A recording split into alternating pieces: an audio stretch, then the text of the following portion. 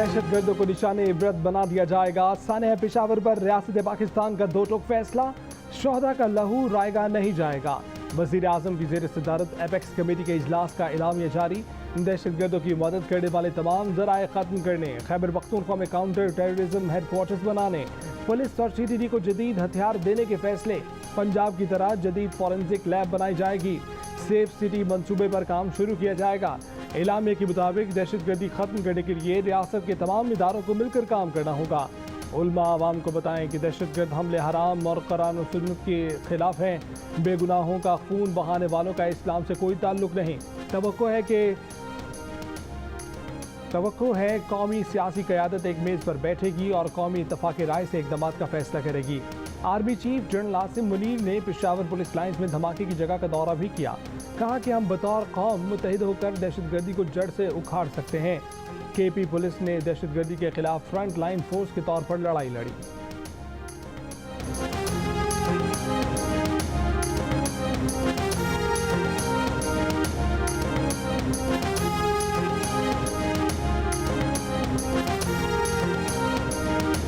तहरीक इंसाफ ने वजीर आजम की दावत ठुकरा दी। एपेक्स कमेटी के इजलास में शरीक नहीं हुई। ऑल पार्टीज कॉन्फ्रेंस में आने से भी साफ इनकार कर दिया। वजीर आजम शहबाज शरीफ ने एपेक्स कमेटी से खिताब में इमरान खान को निशाने पर ले लिया।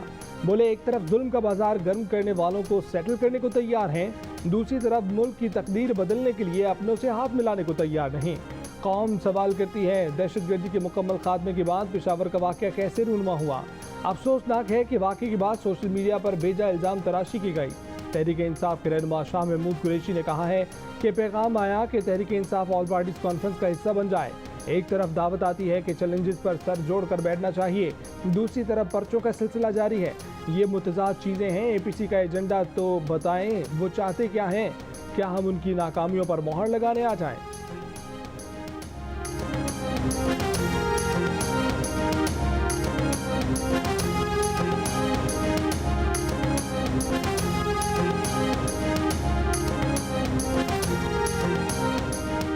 पाकिस्तान बिजली महंगी करे, गैस महंगी करे, पेट्रोल डीजल पर 18% जनरल सेल्स टैक्स लगाए, LNG पावर प्लांट्स और हाउस बिल्डिंग फाइनेंस कॉरपोरेशन को बेच दिया जाए।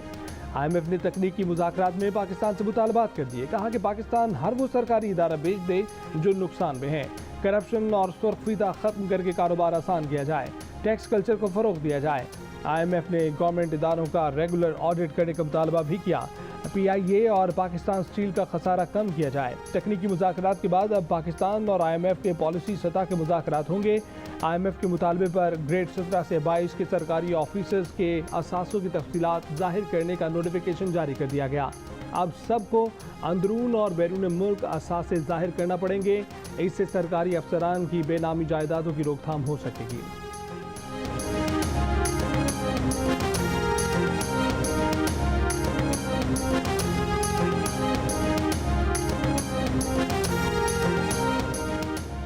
डॉलर मजीद ₹6.5 से जायद महंगा हो गया। इंटरबैंक में क्लोजिंग तक थोड़ा नीचे आया। दिन के अख्ताम पर ₹5.22 महंगा होकर $276.58 का हो गया। ओपन मार्केट में ₹7 इजाफा, $1 283 का हो गया।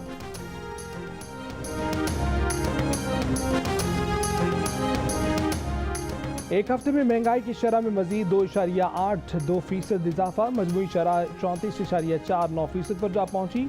इदारा शुमारियात के मुताबिक पेट्रोल, डीजल, LPG और मुर्गी समेत एक हफ्ते में 32 अशियाए ज़रूरिया महंगी हुई। सिर्फ आलू सस्ते हुए।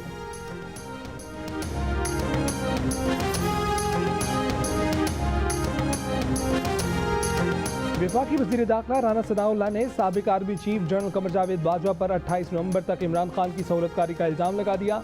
कहा कि 28 नवंबर तक जनरल बाजवा और जनरल फैज़ हमीद इमरान खान की सहूलतकारी करते थे।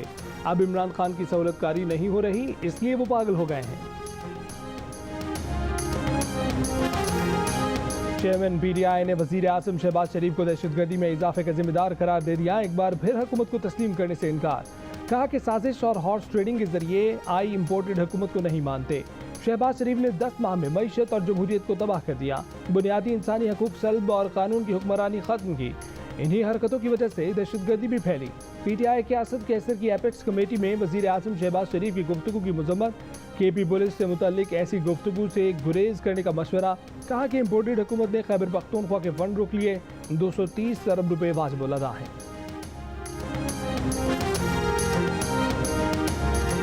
पीटीआई के रहनुमा जेलों से रोते हुए क्यों निकलते हैं, नवाज शरीफ से लंदन में सवाल। जवाब में नवाज शरीफ का इमरान खान पर तंज, कहा कि इमरान खान ने बहुत दफा कहा था कि मैं इनको रुलाऊंगा, पता नहीं वो हमें कह रहा था या इन्हें।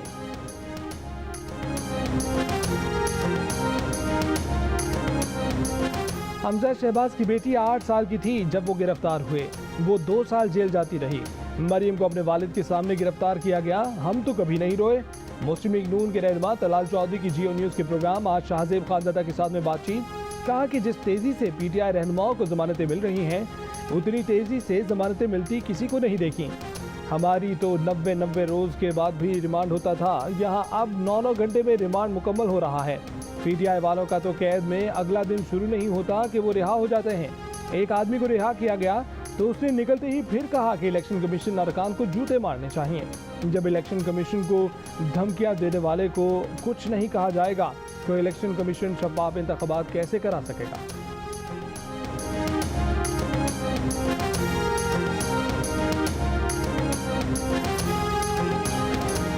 खैबर पख्तूनख्वा और पंजाब असेंबली के इलेक्शन की तारीख देने से मुतल्लिक फैसला नहीं किया गया। इलेक्शन कमीशन ने कहा कि दोनों गवर्नर्स को भी इससे मुतल्लिक खत लिखने का फैसला नहीं किया गया। लॉ विंग से मुतल्लिक ज़राए से गर्दिश करने वाली खबरें बेबुनियाद हैं। गवर्नर्स की जानिब से पोलिंग की तारीख ना मिलने पर खुद इलेक्शन कमीशन की जानिब से पोलिंग तारीख का ऐलान करने की खबर में सदाकत नहीं।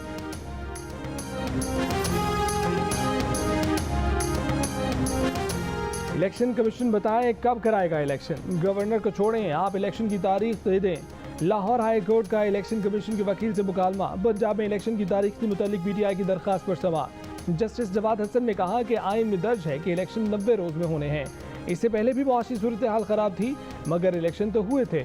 वकील इलेक्शन कमीशन ने जवाब दिया कि इलेक्शन कराने के लिए तैयार है। इस हवाले से पेशरफ्त हुई है। गवर्नर ने खत में लिखा है कि इलेक्शन कमीशन तमाम स्टेक होल्डर्स से मुशावरत करे। वफाकी हुकूमत के वकील ने कहा कि कोई ये नहीं कह रहा कि इलेक्शन नहीं होंगे। जस्टिस जवाद ने कहा कि आप इतना काम कर रहे हैं, आप खुद इलेक्शन की तारीख दे दें। पीटीआई की दरखास्त पर गवर्नर के वकील को जवाब के लिए 9 फरवरी की तारीख दे दी गई।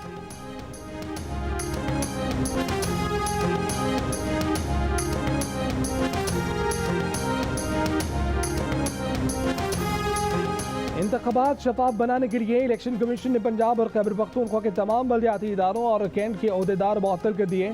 खैबर पख्तूनख्वा में तमाम मेयर सिटी काउंसिल, चेयरमैन तहसील काउंसिल मुअत्तल, तमाम chairman neighbourhood member village council मुअत्तल। पंजाब और खैबर पख्तूनख्वा में कैंटोनमेंट बोर्ड्स के सदूर, नायब सदूर और जनरल काउंसिलरों को भी मुअत्तल कर दिया गया।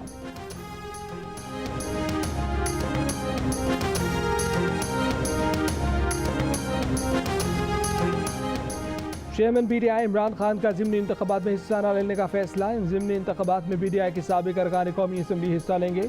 इमरान खान ने साबिक अरकान असम्बली को कागजात नामजदगी जमा कराने और अपने हलकों में इलेक्शन मुहिम शुरू करने की हिदायत कर दी। इससे कबल इमरान खान ने ज़िमनी इंतखाबात में खुद हिस्सा लेने का ऐलान किया था।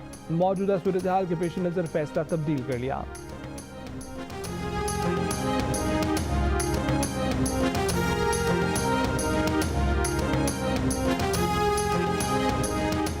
इलेक्शन कमीशन ने कौमी असम्बली की मजीद 31 नशिस्तों पर ज़िमनी इलेक्शन का शेड्यूल जारी कर दिया।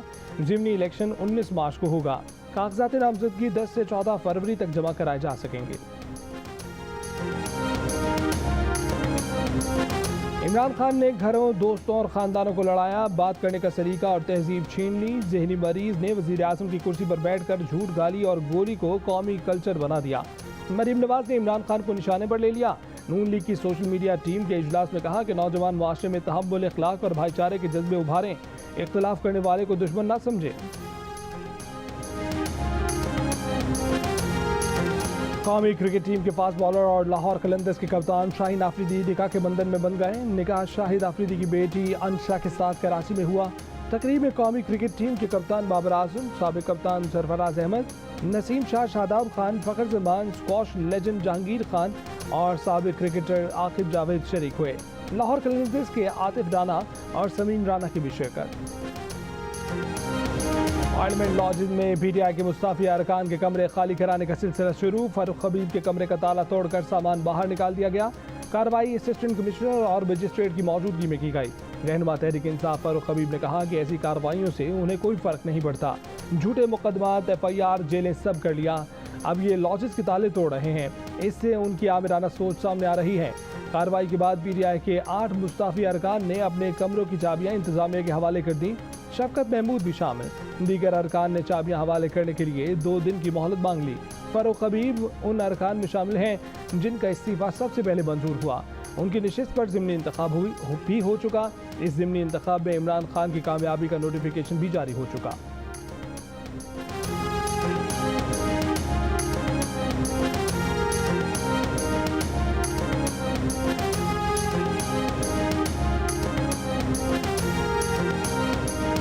मिनिस्टर इनक्लेव में फवाद चौधरी के जेर इस्तेमाल सरकारी रिहाइशगाह को सील कर दिया गया। जिला इंतजामिया के मुताबिक फवाद चौधरी मुस्ताफी होने के बाद मिनिस्टर इनक्लेव में सरकारी रिहाइशगाह पर काबिज थे। फवाद चौधरी की अहलिया ने कहा कि फवाद चौधरी को अलॉट शुदा घर तो हमने अप्रैल 2022 में ही छोड़ दिया था। शहजाद वसीम की रिहाइशगाह हमारी रिहाइशगाह तस्वुर की गई। नालायक इंतजामिया को मालूम ही नहीं कि घर फवाद के नहीं वसीम शहजाद के नाम है।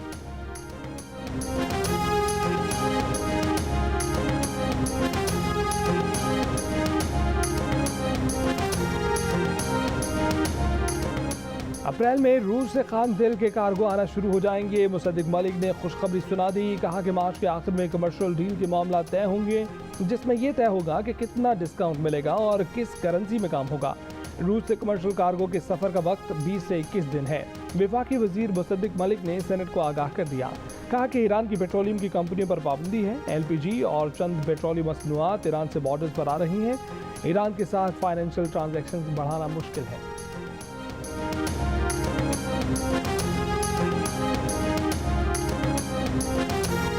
मुल्क भर की ज्यादातर ऑयल रिफाइनरीज में 10 दिन या उससे कम अरसे का खाम तेल बाकी रह गया। डॉलर की अदम दस्तयाबी और लॉजिस्टिक चेन में रुकावट के बायस सिनर्जी को रिफाइनरी 8 दिन के लिए बंद।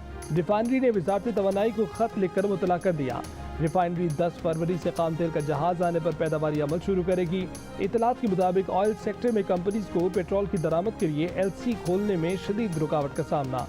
साबका बाइको रिफाइनरी सिनर्जी को में सिर्फ 3 से 4 दिन का खाम तेल का जखीरा मौजूद था।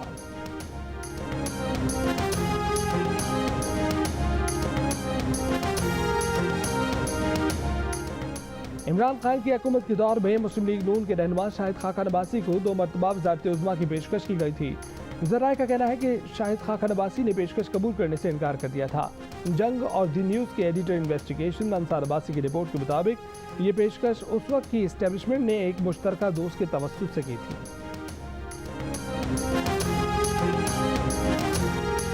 पाकिस्तान सुपर लीग 8 के टिकटों की ऑनलाइन फरोख्त आज से शुरू होगी। पहले मरहले में मुल्तान और कराची के मैचेस के टिकट दस्तयाब होंगे। दूसरी जानिब कोयटा के बुकटी क्रिकेट स्टेडियम में इतवार को होने वाले PSL नुमाइशी मैच के लिए खिलाड़ी और ऑफिशियल्स कोयटा पहुंचना शुरू हो गए।